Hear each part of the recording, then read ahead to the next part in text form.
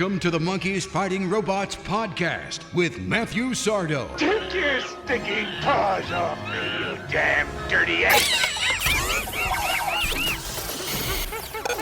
Holy they're actually monkeys fighting robots! You can follow us on Twitter at monkeys_robots and on Instagram at monkeys fighting robots. Make sure to download and review our podcast from iTunes and Stitcher. And now, here's your host, Matt. Welcome to the 99th episode of Monkeys Fighting Robots. Today's episode is going to be mind-blowing. EJ and I are talking about Amy Adams and her latest film, Arrival. I'm your host, Matthew Sardo. I'm also the co-founder of MonkeysFightingRobots.com. Joining me in the banter is my co-host, movie critic, EJ Marino. We are recording this episode on Election Day because I'm afraid that there's not going to be a tomorrow. Who knows what? We have to get this podcast out of the way, man. We don't know if there's going to be any more podcasts after this because who knows what's happening in this country after tomorrow. But it should be interesting. I mean, I survived the millennium, like 99, 2000, and I survived 2012. I mean, this election. You survived Reaganomics, man. You've done good. I survived the Cold War. I'm trying to think of what insane national Clinton or international you've made it through some good things. But I'm talking about like the apocalypse hitting, like the actual like end of the world. Like that's where I'm talking about. Like I mean, Monica Lewinsky was almost the end of the world. She was so I don't want to fat shame her, but I mean, like if you're the president, like. That's why I was like, nah, that was a weird story. That was not who Hillary picked for Bill that year, but it's going to be cool. I can't wait to talk about stuff. This is the perfect day to be soapboxy. This is the perfect day to do arguments because it's election day. I'm hoping that we're done with arguments after today. Like, I really just want to wake up tomorrow and be like, oh my God, thank God we're done. Please, thank God we're done. Well, can we go back to just friendly banter and back and forth? Like everyone's just been so heated these last few months. I just want to be chill after today. Well, as soon as Justice League comes out, I mean, that'll be the hate will come back out. Oh, the hate's coming back out. We don't have another Ghostbusters movie coming back out to hate, so it'll go right back to Justice League. No, Ocean's 8. When's that going to come out? Where they all female cast that we could just loathe for the year. God, people are god awful, just awful. It's this election year. Like I said, like we've said, after this, it might be done. That's why I really enjoyed Arrival, because it was just, we're so far away from the sci-fi world. We're all about zombies, the apocalypse, and death, and destruction, and chaos, and I'm a huge fan of, Star Trek and that outer world and new beings and elevating our thought process, and I'm so glad that Arrival has arrived. It's kind of a perfect movie for these kind of things because we need something like this at the time. It's an alien movie, it's a sci-fi movie, but there's not a massive explosion. We didn't get into Independence Day territory.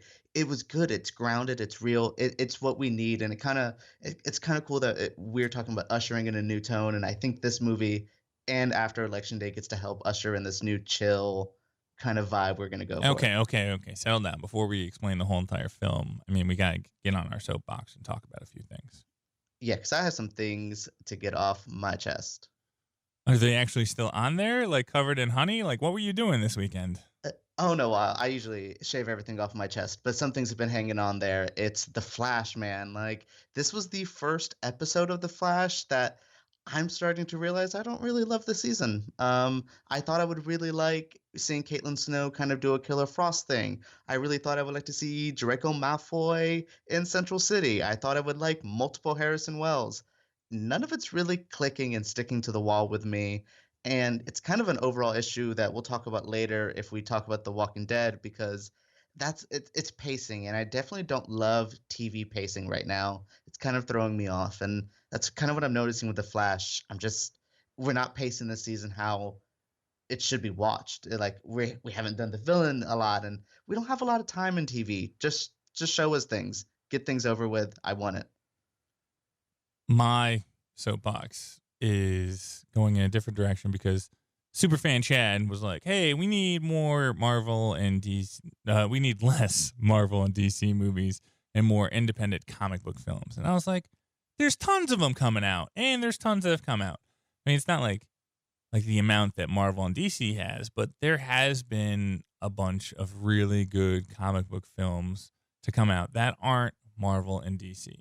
30 Days a Night is the one at the top of my list. I think that's the number one non-comic book or non-superhero film to come out, and I know that everybody else will argue with me about a few other ones, Ghost World, and then at the end, I had this. I found a Wikipedia page that lists everything, every comic book film that's ever come out, and then at the bottom of it, it has everything that's like kind of in production or going to be coming out at the end, and it's a very diverse list of movies that are coming out, and I'm super excited that comic book creators are hopefully raking in the big bucks with royalty checks for future films and past films and stuff like that, so that they can create more, and hopefully they don't.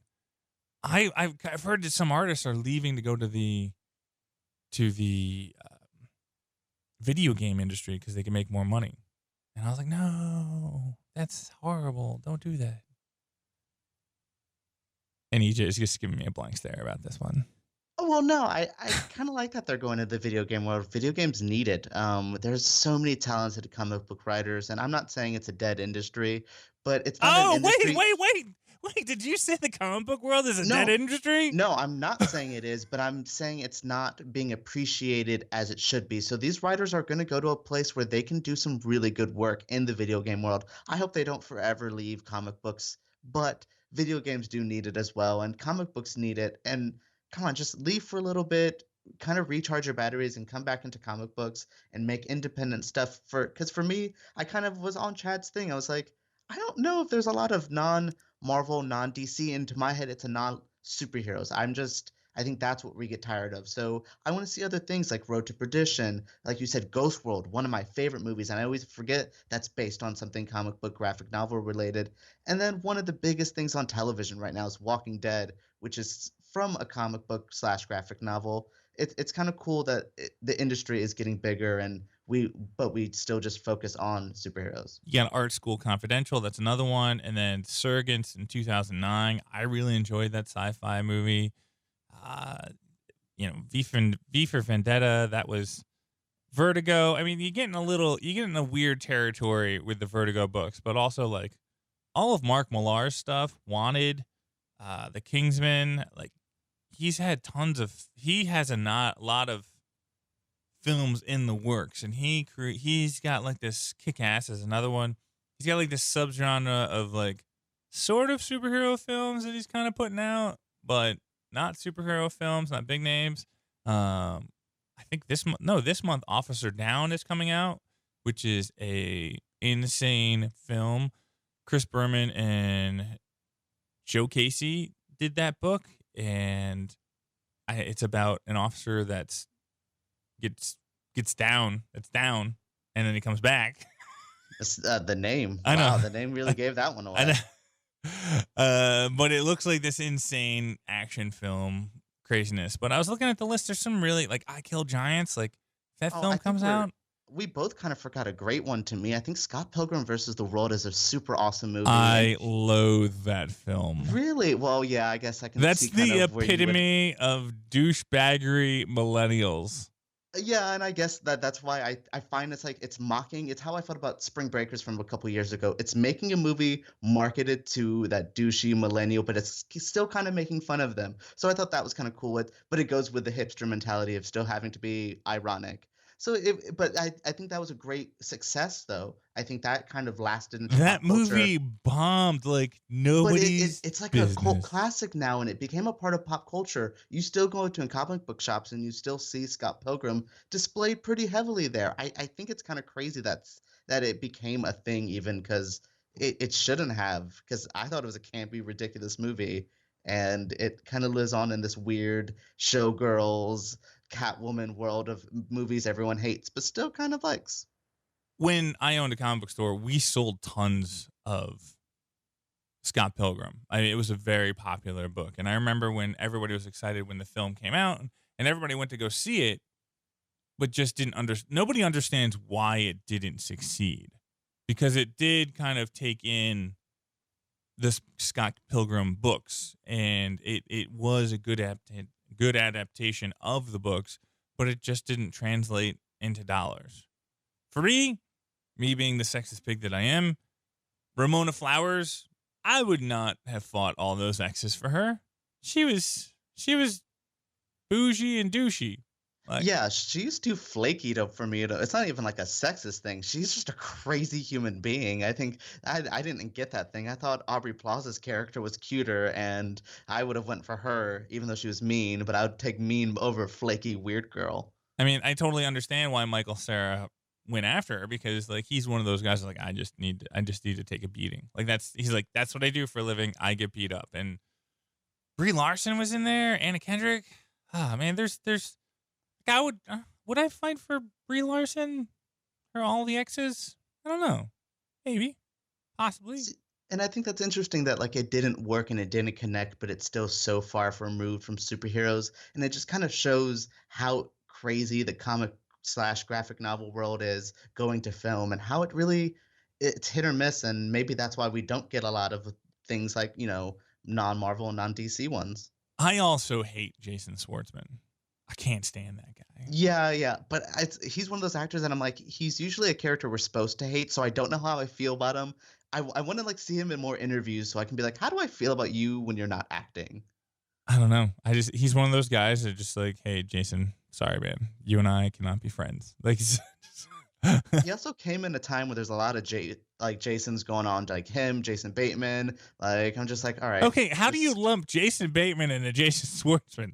I used to watch Jason Bateman back in like 83 when he was on his like sitcoms. And then, oh man, he had the most amazing TV movie. And I don't know the name of it, but Jason Bateman comes home from college, like the first semester of college, and his family's just gone.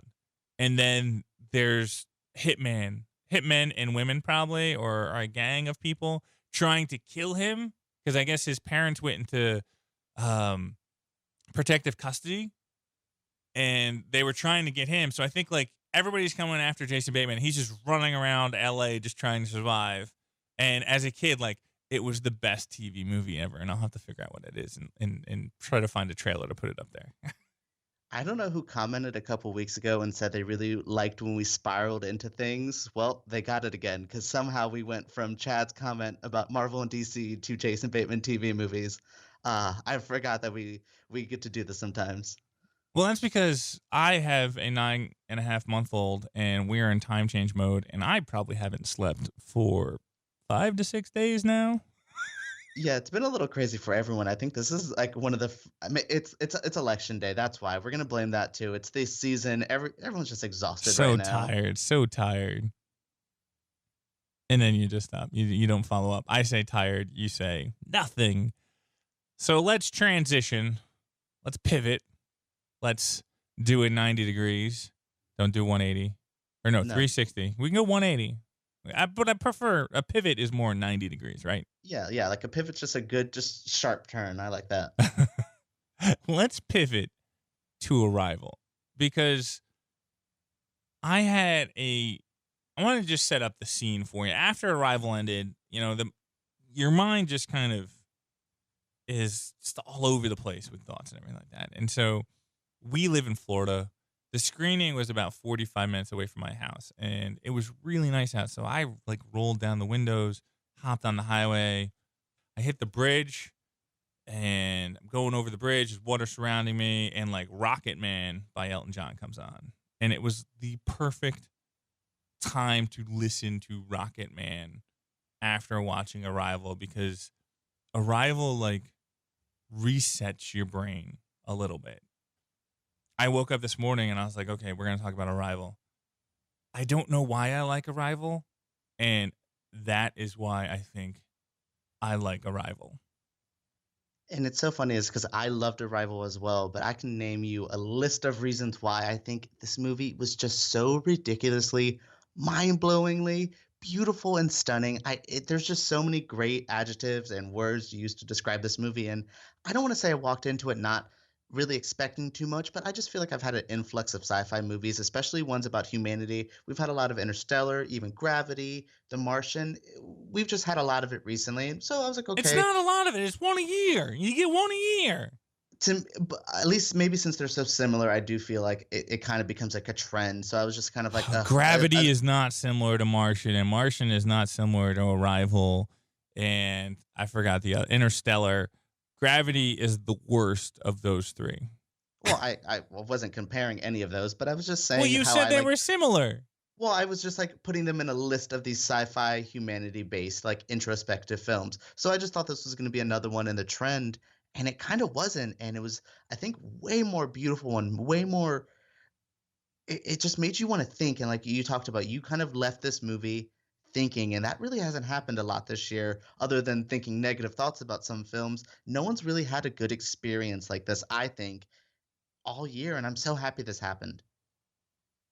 This is, like you said, a think piece, and it's a think piece, and that's what everybody keeps saying. But I'm like, okay, I get it. I get why it's a think piece, but I'm still trying to break down like why I like the film, whether it's pacing or the tone or the color palette. Like, what put me at ease and just let me enjoy the ride. I was trying to figure out the twist throughout the movie, and I kind of let it just organically come to me. Like, I guess they've kind of mentioned that already in the trailers, which kind of bothers me. You know, like in the trailer on, if you're watching TV, they're like, and the twist that'll blow your mind. And I was like, why the fuck are you saying that? You know, I mean, like, I don't get that. Why don't you just let it organically come to you? Like, you didn't watch a lot of trailers and stuff like that. So, and I'm trying to figure out how we explain the film to you without spoiling it, because I don't want to spoil the film for you, because I think it's one of those films that you need to see in the theater and just enjoy and let it come to you yourself. Well, the plot's pretty simple. Just the bare minimum of it. It's just a linguistics expert goes to these aliens, sent by the government to try to communicate with them by any means. And that's kind of just the basis of it. But it's far more than that. It gets to this crazy family drama. It also deals with how we communicate as humans. It deals how with countries deal with war. There was so much going on, but it didn't feel overstuffed. It didn't feel like it was trying too hard. Everything, like you said, just built so organically. And since I didn't really watch a lot of the trailers, I didn't know there was going to be a twist. I started getting into it thinking, I'm like, there's something amiss here, and I'm kind of interested of what's going on, and I want to know what's more happening. But I wasn't rushing into it. I was really letting it go on. Like, I think that's what you said. The pacing of it was nice, but that's what makes a good movie is you can't pinpoint one thing that's good. It's everything that's good. This was a collaborative effort from everyone involved to make a great piece. Arrival is, what if Detective Russ Cole was a real person and then wrote a screenplay about aliens? Like, it has, because there's some tragedy in it. It's got some darkness to it. And I think that's what I wonder if it's just that overall question of that she asked at the end of the film. Like, if, I don't want to say it, but like, I think that could be why you just sit there, and it's one of those questions where you don't answer quickly. You don't answer, you got to think about it. Some people might jump to the conclusion like, yes. And then some people are like, I don't know. And stuff like that. It's because it's a heavy question that just keeps you thinking. Well, to even go to a question she asked earlier in the film, and the big question of the movie, to not even get into spoiler range, is the whole thing is, what is your purpose on Earth, is what the government wanted the aliens to know, which is what we would always want them to know. So I thought that was just simply that was a big, bold message, is what is your purpose on Earth? And if you look at that message, it's delivered to the aliens in the movie, but it's also delivered to us. It's what is our point here? And that's what it starts getting into. And it's so beautifully just trying to tell you a good story and a good heartful message without getting too preachy. It didn't hit any kind of cliched notes, and that's what really impressed me, because I think the industry is based on cliches and tropes, and I felt like none of them were here. Because the movie is very grandiose, but it's also very intimate. It's how you use a big budget properly. It had the heart and soul of $1 million budget film with a $300 million just budget. However much it had, it was beautiful, stunning, great. It looked expensive, but it also had heart and soul. And I feel usually in Hollywood, the pricier a movie or the movie gets, the less soul it has. And this did both. I think it had a great budget because it looked great, but it also had good heart and soul to it.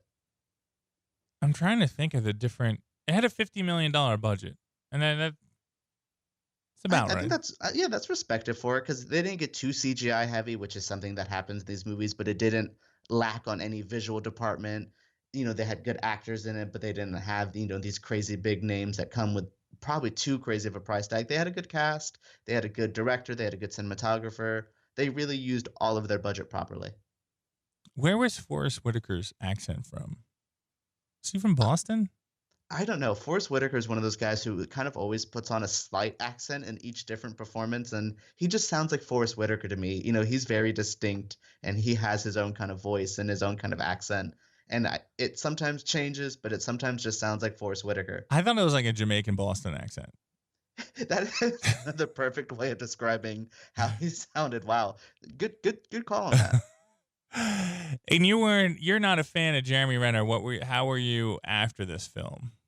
Well, and it wasn't just Jeremy Renner in the film. It's what I thought Jeremy Renner's role is. I thought we were going to shoehorn him into a love story with Amy Adams, and how any of that unfolded was just not how anything should be expected. Awesome stuff there, but yeah, he delivered okay. I feel like we cast him in weird roles. Sometimes he doesn't need to be playing a scientist just because I don't believe him as a scientist or a mathematician or any kind of these smartsy roles, but he did fine. He was harmless.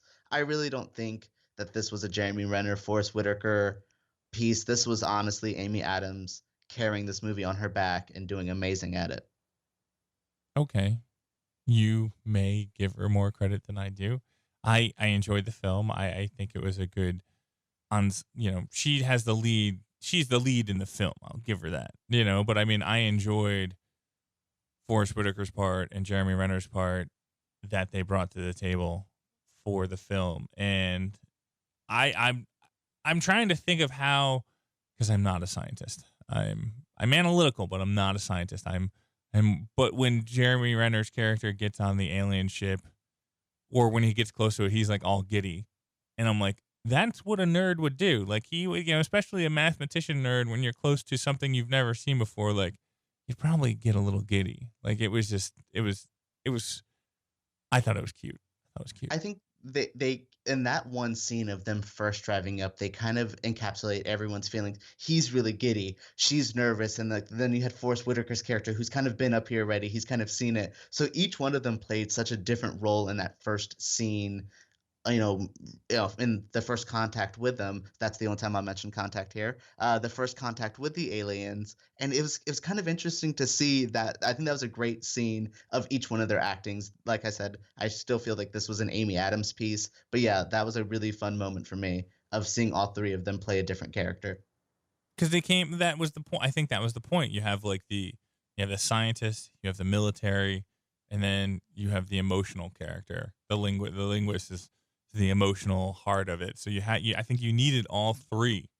You had it works when you're trying to like solve a problem. And I really like the way that they explain stuff, like language to us. I mean, it didn't get super deep, but they just put things out there very quickly, and they're like, this is how language works. This is the breakdown. This is how you educate somebody. And they use some examples that worked really well. And then there's a point where they kind of recap all the information that they've gotten over time.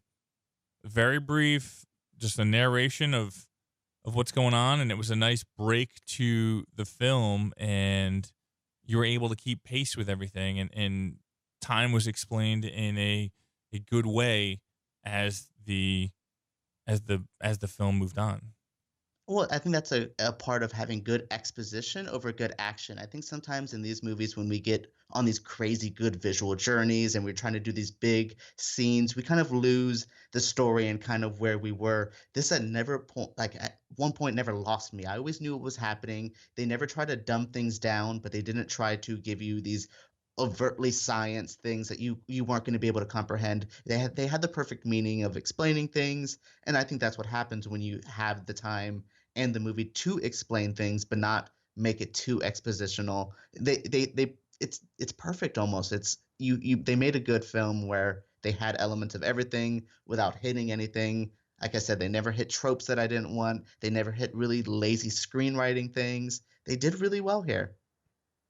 And there's a lot of, I want to hit on two things right here. There was a lot of balancing to the film, and then where beginnings and ends kind of balance, and then there's like a lot of like another layer kind of thing.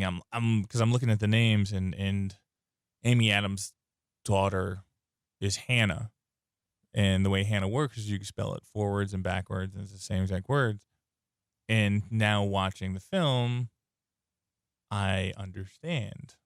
Yeah, there's so much subtlety in the film, and there's so much intelligence that went into little. There was not a wasted moment, from the cinematography to names to how a shot was like composed to anything. That nothing was wasted, like you said, even from as little as a character's name. They knew what they were doing, and I can't believe that they pulled off what they did, and not even just the twist or anything like that, just pulling off this kind of movie and kind of giving us this message without getting too preachy.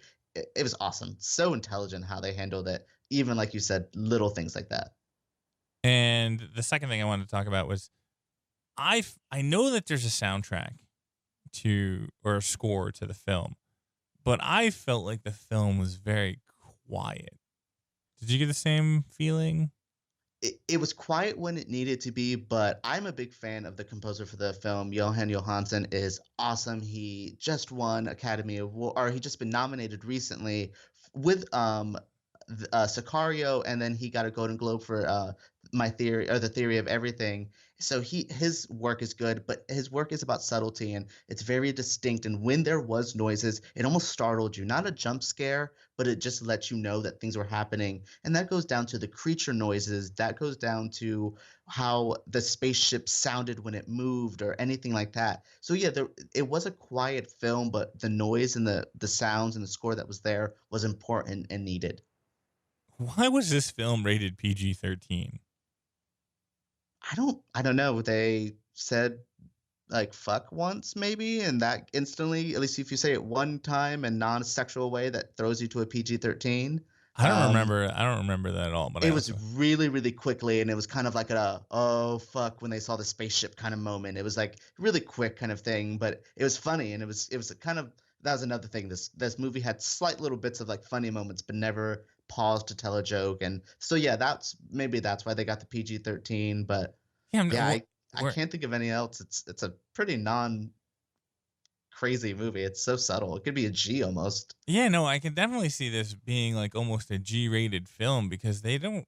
There's not. I mean, if you take that one fuck, I don't really, because they don't show. You hear gunfire, but you don't really see any battles or anything like that. I mean, the Chinese execute a scientist over the radio. It goes through a lot with how movies, this is a whole MPAA rant we can go on, but it goes with tone and how like the themes of some movies work. And if this is too mature for some audiences, that's why it's a PG-13, because they don't want a 6-year-old going into this and then having to like have an introspective night at home saying, "Hi mom, what's the meaning of life? I actually don't know." So I think that's why they threw it to a PG-13. I mean, this should be like this movie was too mature for me. I'm still just sitting, oh, and it's based on the short story story of your life.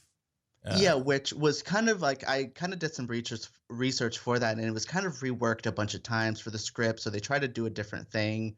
So they didn't want to base it just on that. So as it was based on that short story, I don't know how much of that short story really made it. I feel like a lot of the Amy Adams family drama was there, but a lot of the alien aspect was probably what was added in.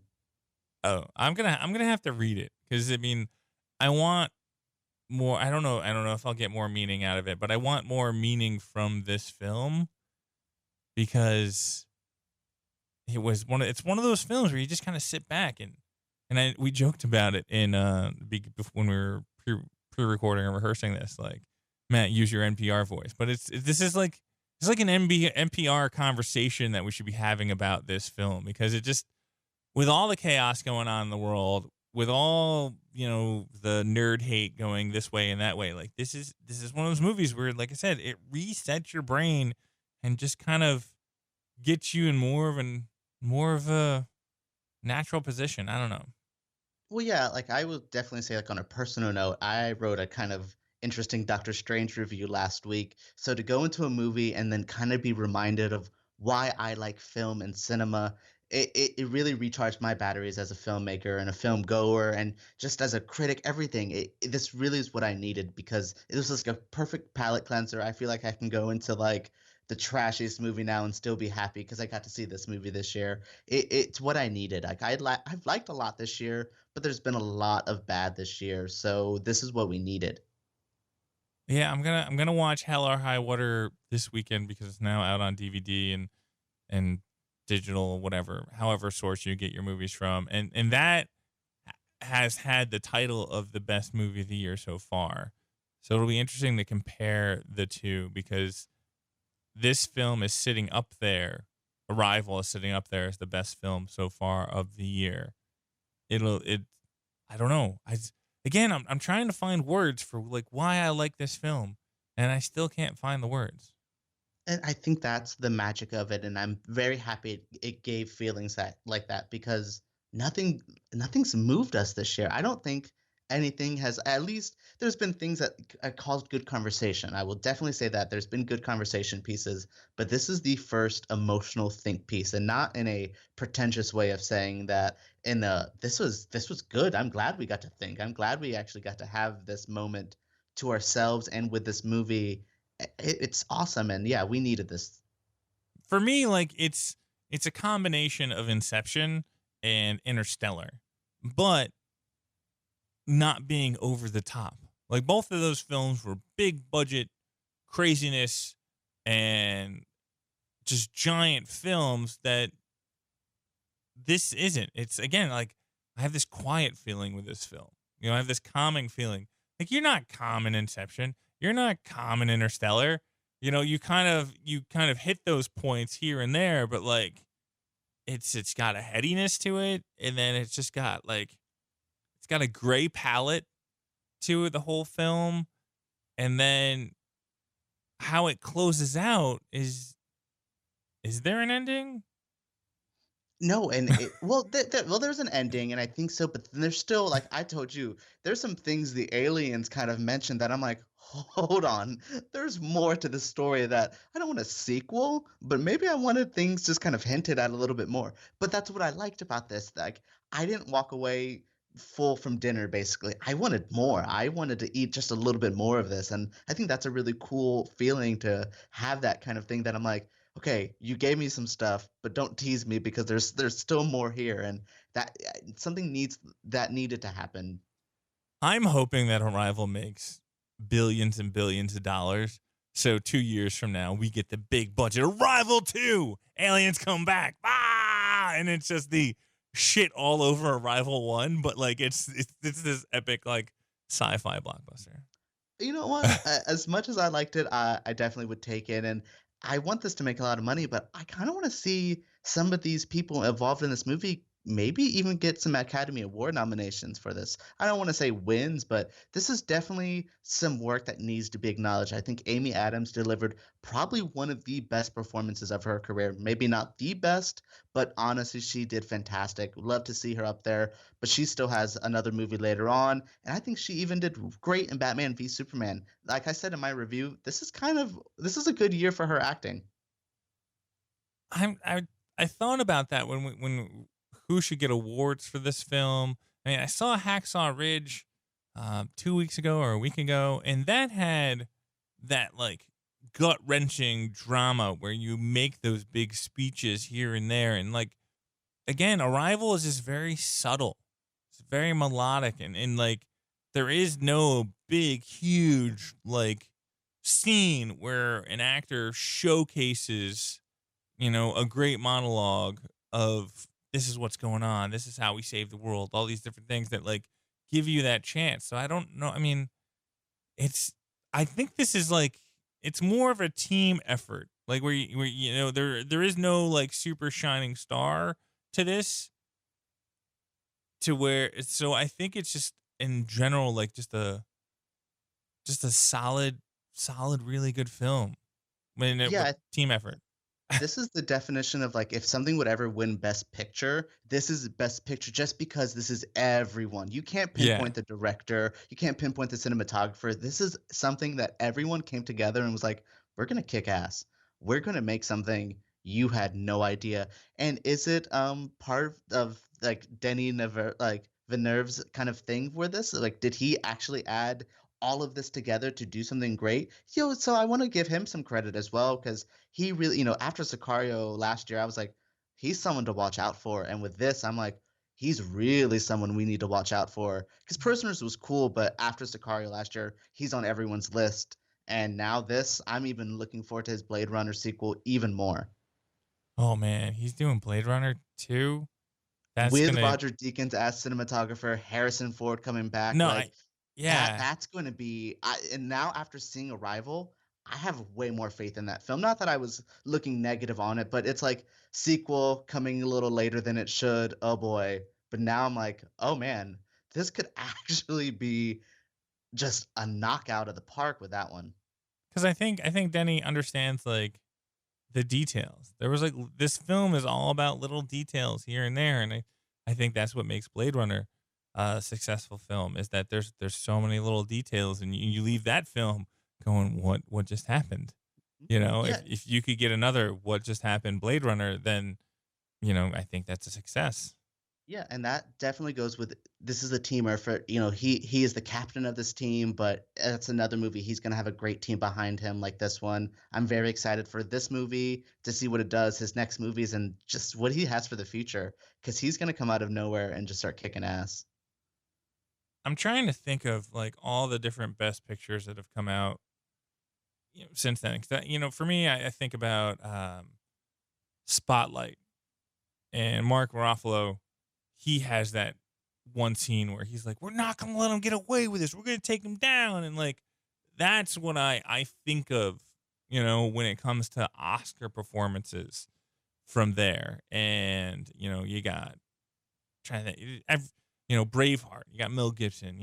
Not take my freedom. There's always that big speech that comes out of it, and I'm trying to think if Amy Adams has those subtle moments in there because I mean, And it's a yes, different thing for me though. I think she delivered it and I'm not a mother and I'm not a parent, but she delivered it in that family aspect. She had such pain behind her eyes and the way she would kind of go into feeling these emotions and kind of seeing these moments with her daughter.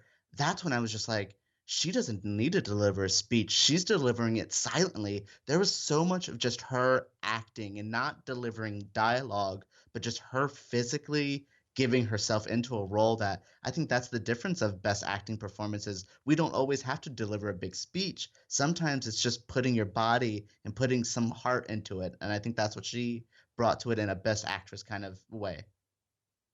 agreed. I mean, I told you, like my wife, we have a 9-month-old daughter. My wife will not see this film. Like if I told her what the film is about, she's no, no, not gonna. There's certain aspects of it, but again, like this, everything was shown in a different way, and that's why I think I like this film because it was very creative. There was emotional scenes, but again, they were subtle. They were silent. They had this intimate quality to them where you were just like right there. I mean all those close-ups. All that stuff was all close-ups. Oh well, yeah, the symmetry, the the visuals, everything. This is like such a contradiction of a movie because I don't know how something could be subtle but still so grand at the same time. And Right. that's magic to me. It's like we're gonna make this minimal kind of bare piece, but at the same time, it's going to feel like just the epic all of the world. And I don't know how it happened, don't know who to thank for it, but I'm just thanking the film gods for this movie because I needed something like this. And you were talking about like a 10 out of 10 rating on this. I Yeah, I would put this at a 9 out of 10. Like, I've only given those out a couple times this year. One of was like a Lady Gaga album. One, this was, I think, probably the best made film this year, that at least that I've seen, at least how I personally feel. I'd give this a 9 out of 10.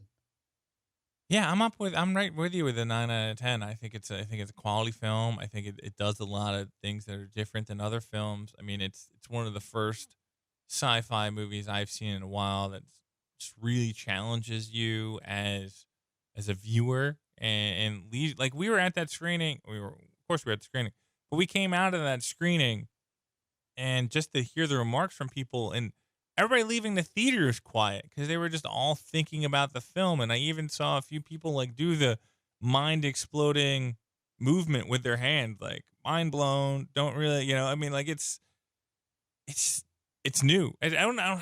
Do I want to say it's new? I think It goes kind of with a contradiction statement. It's new, but it's old. It's familiar, but it's still unique. I don't know how this movie came about or exist, but it does, and I can't believe that they got away with doing something like you said. Seeing the audience reaction really kind of sold this for me as like, wow, people got this. People really felt this, and I'm happy. I'm happy too, and I really hope that the box office public gets this film. And at the same time, and I know this is kind of how we run in this industry, that it's all about numbers, but I don't care if we're that people in the screening are the only people who saw this movie. At least it got seen. I'm just happy this is there as a piece of art. I want the money to do well, but it's not dependent on it for me. I don't care if it makes $1 or $100 billion. It's still a great piece. Hi, EJ. You have a good weekend. Next week, we head back into the Harry Potter land with Fantastic Beasts. Fantastic Beasts is cool. I'm so happy about this movie, and I'm gonna go into Fantastic Beast with some kind of glee right now because I'm in a good film place right now. I hope you show up covered in glitter. Thank you. I will for you. Hey, Matt, we survived another episode. Oh, no! Once again, there are several ways to continue the conversation after the show. Follow us on Twitter at monkeys_robots. You can look at all our silly photos on Instagram at monkeysfightingrobots. You can follow me on Twitter at Matthew Sardo. My co-host EJ is also on Twitter at EJ Christ with a K. The biggest compliment we receive is when the subscriber number goes up on SoundCloud. If you have a chance, we would greatly appreciate a review of our show on iTunes. All you Android users out there, listen to the show on Stitcher or Google Play. Additionally, there's this great app called TuneIn. Listen to every radio station in the world, plus the Monkeys Fighting Robots podcast. And then we even started putting our podcast on YouTube, and we get pretty good comments over there. So check us out if it's easier for you to go to YouTube. Okay, Lunchbox, let's try this again. There are so many people that made the 99th episode of Monkeys Fighting Robots a success. Special shout out to my co-host, EJ Marino, for putting up with me. Actually, he didn't put up with me this week.